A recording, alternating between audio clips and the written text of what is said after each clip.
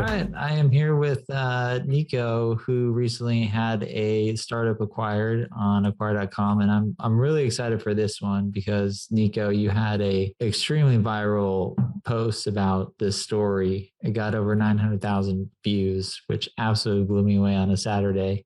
So Nico, welcome to the podcast. Hi, Andrew, and thanks for inviting me, and hi to everyone listening.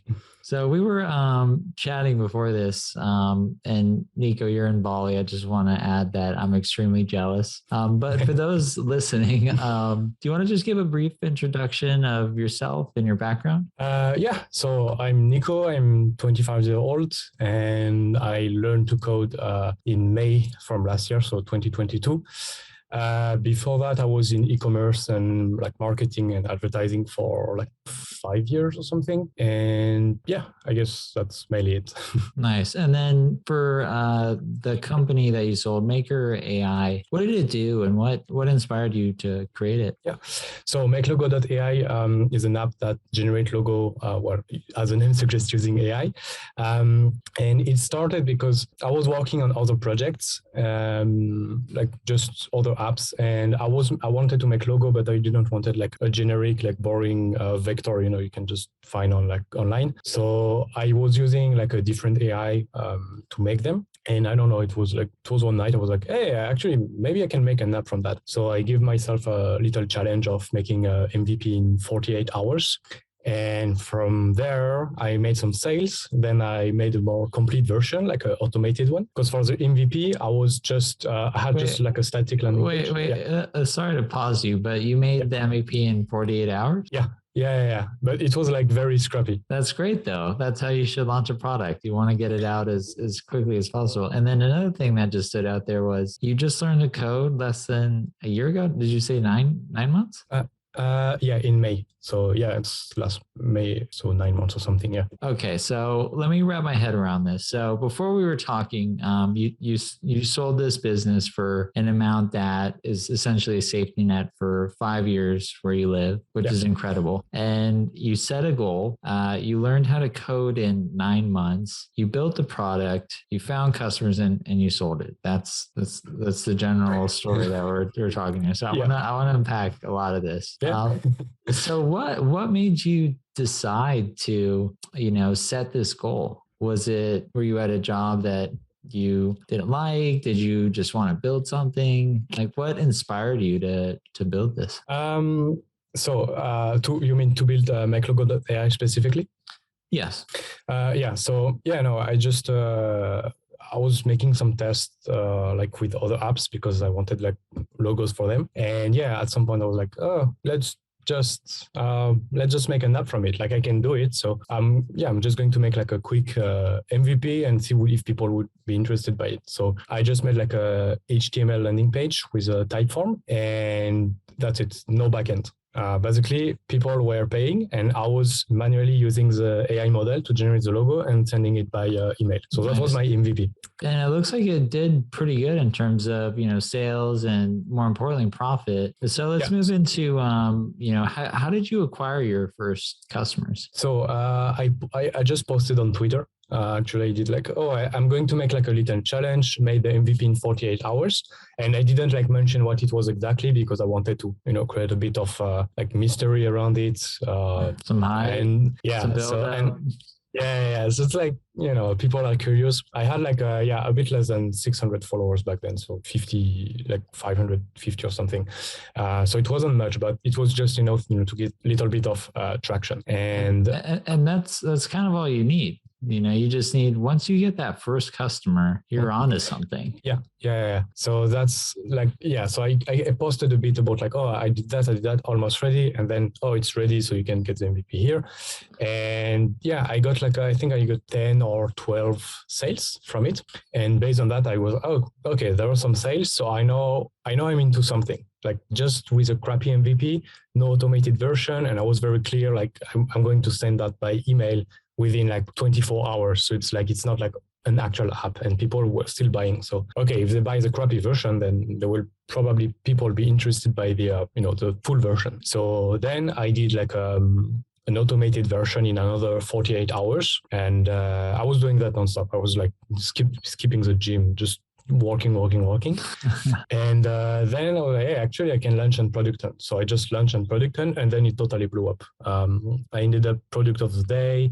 I think I saw that. Yeah. Product of the day.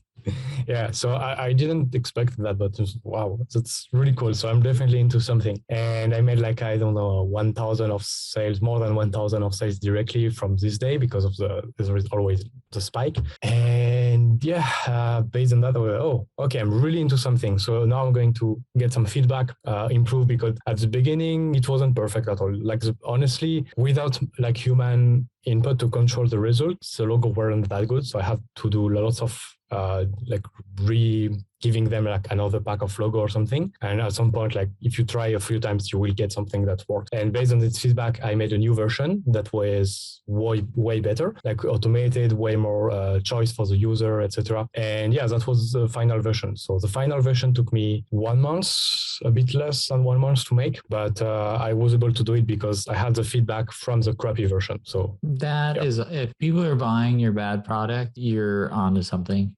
Yeah, exactly. you just take in their feedback, and I love this your story. It's inspiring me because I'm just gonna follow the timeline where you set a goal and then you built a product and launched it quickly. Like you didn't wait months and months and months to perfect it. You launched it quickly to get feedback. That's what every startup needs to improve their product. And then from there, you realize that you were onto something, and so instead of doing stuff manually, you automated it. And then the way you marketed it was you built in public and you brought people along and really kind of told your story about, you brought the audience along and had them rooting for you. That is such a great approach to, launching a product in a noisy market. So that is awesome. And then you launch on Product Hunt, and I have to assume that, a lot of people had already heard about MakeLogoAI, and when they saw it on Product Hunt, maybe they're rooting for you. They wanted to see you succeed.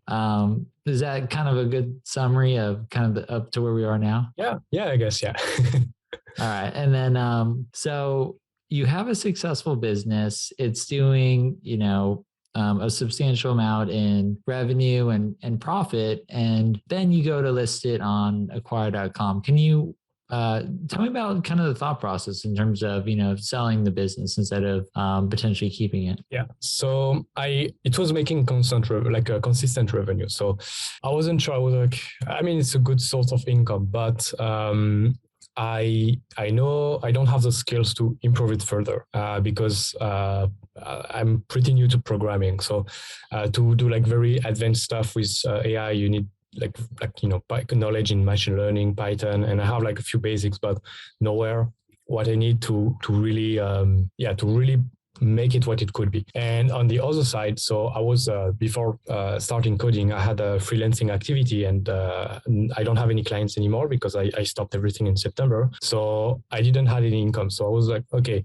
it could allow me to get like some cash and find someone who could actually make something that I could not myself do. So it was the only, I would say, real option, because either I would keep it that way and probably let it die, because if you don't add features to your app, like if you don't improve it, at some point someone will, like a competitor will, and a customer will just always go with a better option. So again, did you read like a book on how to build a startup? Because you did everything step by step correct, and your reason for selling, in my opinion, is one of the best. Like you took the business as far as you felt that you could take it, and it was time to pass it on to someone who could potentially take it farther, and you successfully did that. That's absolutely incredible. Yeah, I read lots of books about business in general, but not especially about like startups. So it was just I don't know. I just felt it was the right thing. But I also have been like there before. I have like I've launched lots of projects in the previous year. So it was in e-commerce before, and it's not that it happened already, but I had some projects where I could not push them further and they just died out. So I knew that if I couldn't upgrade it, it will die out at some point. because I had some experience from before. So yeah, I don't want that to happen again. Like that would be stupid. It's something valuable. It's like an asset. Yeah, you built a valuable asset. You got it to a certain point that made it very attractive to another buyer. Let's move on to that part. So you built this app as, quickly, you marketed it really well. It served a need for customers. They were willing to pay for it. Obviously, it was a very lean and profitable application. And then you realize that, someone could take this farther than yourself. And so you list on acquire.com. Now, you're at the point where you go live on acquire.com. Tell me what happened. Like, you go live, how many buyers reached out? What was kind of your initial experience after you went live on acquire.com? Yeah. So I had no idea what I was doing, honestly, at first. I just listed it, and I knew I wanted to sell, but I didn't thought someone would actually buy it. So I was just, I'm just going to give it to go, just to see how what happens. And yeah, I had like trouble finding the proper price because the app was only 3 months old. So I don't have like a year, like a year of revenue. So I just read the docs because you made lots of content, which is great to, like how to get started, like what are the basics and stuff. So I just read whatever I could find. And I decided to list it for 2.5x revenue, which isn't much, but I thought there are lots of things to improve on the app. So I feel that's a fair price because it's not like a proven track record of like 1 year of stability. It's just 3 months of stability. So yeah, I felt that 2.5 was a good price. So I listed it. I asked some help with the support, which was really reactive. So that's something really good. And then it was approved. And I think the next day I started to receive people signing NDAs. Then a few people interested messages. And then at some point it made it into the newsletter, I think. And I got tons of messages. So I got tons of people asking me questions and everything. I don't remember the exact name, but I would say in total, probably 30 NDAs and 10 messages or something. That's a good amount of interest for yeah. That's a lot of NDAs. Okay, now you're live in the marketplace. You've been in the newsletter. Buyers are interested. They're asking you questions. How did you find the right buyer? How did you narrow it down to that one individual that you ended up selling this business to? So I started by just talking a bit with everyone, and I just made calls. I think the best way to handle that is via calls, because you can they can ask questions and everything. So I had a day with only calls from potential buyers, and I just ask they asked me lots of questions, and I also asked them what are their vision for the app, because I mean obviously the financial part is the most important for me, but I wanted also someone who I don't want to sell to someone and then he don't do anything with it. It would be I don't know, nice, maybe ego thing, but yeah. And so I checked with a few buyers. I got offers above the price, and at the end of the day, I got with my last buyer, and he had a really good vision for the app. He offered me the final price, and he's I don't want to lose too much time negotiating and stuff like that. So just make a decision quickly if you're interested. So he made me the final offer. So it was 65,000, and I was like, damn, that seems unreal.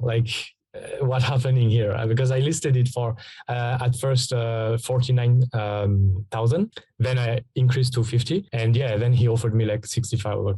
Damn. So I needed to take a walk, so I took a walk to the beach to just think about everything, and then when I came back, I was just, okay, I'm just going to say yes, and let's see what happens. I mean, that's truly a life-changing outcome for you, where you live, and that's that's a large. Congrats, man. Okay, so but what I love there, and what I want to point out to maybe those listening that you did correctly was you got on calls with buyers, because when you sell a business, you have to sell the business. And what I mean by that is you need to talk to buyers, you need to answer their questions. And I like how you did it all in one day, because that helps you control the timeline that buyers have, where you're not taking a call 1 week and 2 weeks and you lose momentum with buyers. So that was, we actually, advise startups to do that. So I'm very surprised that you had the intuition to, I'm not surprised at all, but that is, typically how you would, run a bigger process. If it was a larger startup, is you have what's called a deal schedule. And so you tell every buyer that I'm taking calls until this date. I'd like offers around this date. And these are kind of the terms I'm looking for. And it puts everybody in this timeline. Sounds like you kind of did something like that, which is how you maximize your exit. So well done. It wasn't really on purpose. I just sent them my agenda, and you can only book like calls like in the 7 week 7 days period, but it happened that they all booked on the same day, so I was mainly lucky for that. There you go. And then, okay, so you and the buyer get to terms. Now, next step is due diligence. Can you tell me how that went in terms of buyer reviewing, I assume the financials, the code, and then maybe briefly go over just how you transitioned over the assets and maybe any bumps that came up or any of the hard parts that surprised you or learnings that you had. So for the everything due diligence, I went on a call and I showed them, I explained all the codes basically. I just told them this part do that, this part do that, etc. So it took 1 hour. For everything related to financials, I don't really have proper accounts because I don't need to technically, since I'm not a US resident and for legal reason I just don't have to. So I just made a spreadsheet. I just manually wrote the costs and everything, and that was enough. And I showed them the Stripe account to show it wasn't a fluff, but that's mainly it for the due diligence. So I don't know if normally you're supposed to do more stuff, but I just show them everything. It really depends on the size of the business. If it's a really large business, there's going to be meeting the team, there's going to be deep dives into technical due diligence, but fast due diligence is usually great for both parties. Because it puts you on a timeline where you're still excited about the deal, and if you're able to do it in a shorter amount of time, there's no point in stretching out a due diligence process that can be done in a week or 2 weeks or 30 days or less. So that's great to hear that the buyer moved quickly. Those are the best buyers to work with, ones that you get along with, they move quickly. They go over really just the most important items, which is verifying revenue, verifying all the assets that they're going to be purchasing. So you did great there too. This is I'm really enjoying this story, Nico. Okay. So, and then the last part, closing. So I assume you used an escrow service or, and all that kind of flowed through acquire.com? We used escrow because it was just easy. It's directly integrated. So so we just had a little delay because the buyer needed to do some verification and he didn't get the notification. So it took a bit of time, but otherwise it went pretty smoothly. So we just verified everything. Then I transferred him and he approved it, and then it was done. So the payment was pretty quick to arrive. Well done. Congrats. I'm just inspired by the story because, again, you started with a goal, you reached that goal, you moved quickly, you created something of substantial value, and you reached a life-changing acquisition, especially in Bali, man. You could probably stretch that out for 10 years out there. Yeah, if I eat in small restaurants and stuff, yeah, definitely. That I'm so happy for you on that front. So I got 2 more questions for you. So if you were going to sell another startup again, what are maybe 3 tips you would give to, another founder looking to sell their business? You've already given a lot of great tips. What are maybe the top 3 learnings that you would tell a startup looking to list on acquire.com? That's a tough question. I need to think. Yeah, let me think.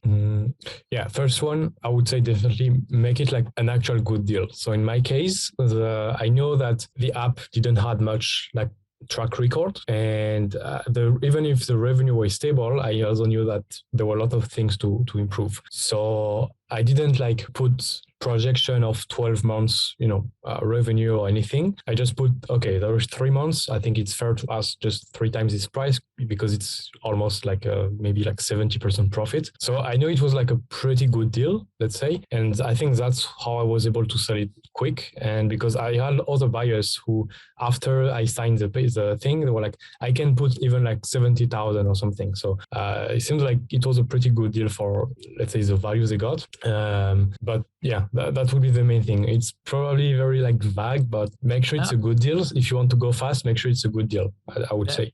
That is absolutely golden advice as well, because the number one reason that startups don't sell on acquire.com is overpricing. And it's similar to a house. So when a house is overpriced, but similar houses all around the neighborhood are, this is a bad analogy, are much less, like 50% less, people are going to just drive by that house. They won't even look at it. And so when you price your startup accurately comparative to what other startups sell on the marketplace, that's how you capture the most interest. And so you can actually lose out on just great buyers that may be interested, but if your expectations are here and the buyer's expectations are here and it's just too much to close, it's too much work for the buyer, they're just not going to, they're going to assume that there's no deal to be made here. So just pricing it correctly is like the number one thing. And it sounds like you did it very well because you had multiple buyers. I always say if you have one buyer, you tend to have no buyers. So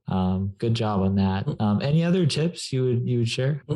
Yeah. So just to elaborate on this one. So I would even say you can probably even like underprice a little bit to get more buyers and then negotiate to like push it up sort of. And that's what happened for me. So I didn't purposely like underprice or anything. I just put whatever I thought was fair, but I got multiple offers and I was clear with them. I said like, I will just accept the best one. And this is what I got. So I give them the numbers and they were able to like, like bid up sort of, but I didn't want it to waste the buyers too much time either, because I could have kept going like, hey, this one offered that. Do you want to bid up or something? So I just, okay, this is a good price. I got like, I don't know the percentage more from compared to what I asked, but I got more than what I asked. Okay. I won't be like greedy. I'm just going to accept it. And that's good. I have like cash for a few years. So that's good. So that's also a strategy, I guess. And for another tip, I would say think about what's in it for the buyer.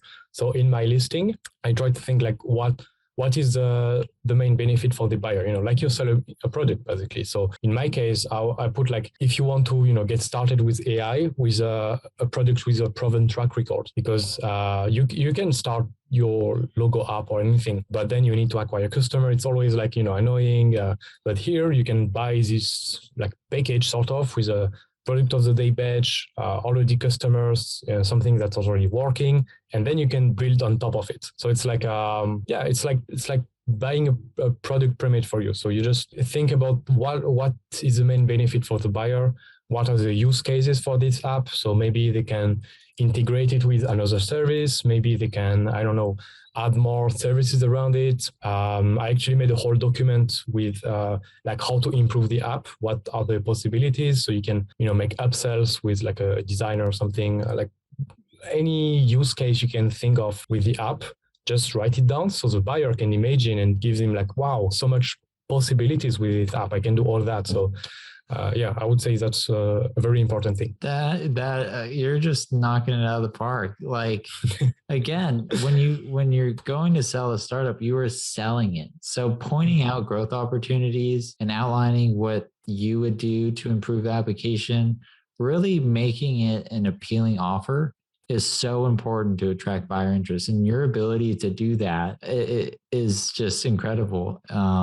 And that is exactly what we also recommend. I don't know if my support team told you to do stuff like that, but from valuation to pointing out growth opportunities it's really making it an attractive offer for buyers is critical, because buyers are looking at so many different deals, and making yours stand out and giving them and pointing them in the right direction of these are the potential growth opportunities, because most buyers are buying startups to grow them further. So outlining those potential growth opportunities for them saves them a lot of time, because you know them better than they do.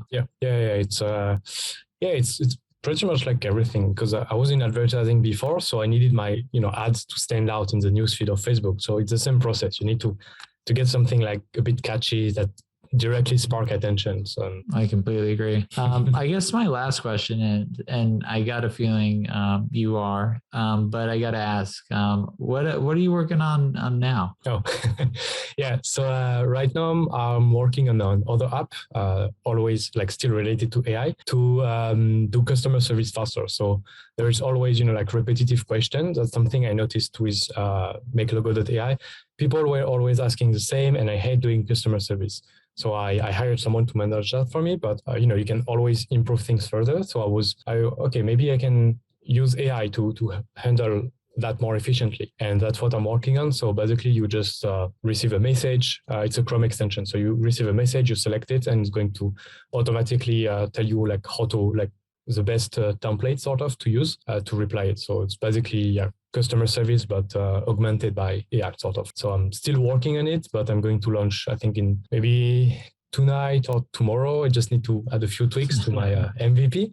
But Well, this podcast will be out not tonight or tomorrow. So I'll be sure to put the link down in the show notes, so others can go to it. I was just saying, if people are interested, the name is Galeby, so https://galeby.com. That's the full link.